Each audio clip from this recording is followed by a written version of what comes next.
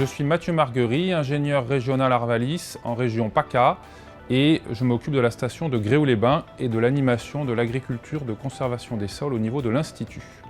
Je suis venu présenter à l'AG de l'ACTA l'agriculture de conservation des sols. C'est une agriculture qui se caractérise par 3 piliers. La couverture permanente des sols par des cultures, des couverts ou des mulches, c'est-à-dire des résidus de culture.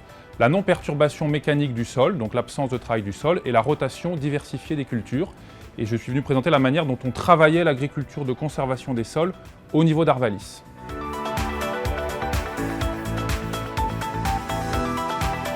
Alors on travaille effectivement l'agriculture de conservation des sols, beaucoup de manière multilocale, dans différents endroits et en fort partenariat avec les agriculteurs.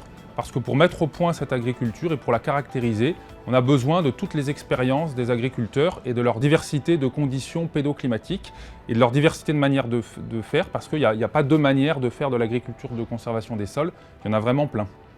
Alors il existe une convention entre Arvalis et la PAD. La PAD, c'est un réseau d'associations d'agriculteurs en agriculture de conservation des sols pour allier les forces de chacun des réseaux. Au niveau Arvalis, plutôt des méthodes d'acquisition de références et une multiplicité des compétences au niveau de l'Institut, dans le sol, le climat, les aspects physiologiques, etc., etc.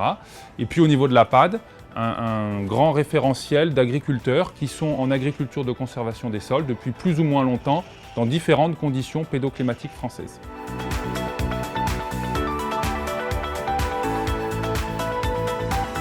Les axes de travail ont été priorisés avec les agriculteurs et les professionnels agriculteurs aussi de la PAD.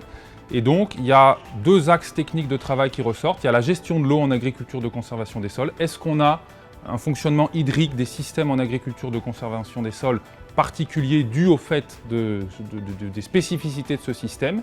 Et puis, la deuxième grande question, c'est la gestion de la fertilisation en agriculture de conservation des sols. On a des risques de carence azotée précoce qui sont supplémentaires par rapport à des systèmes classiques.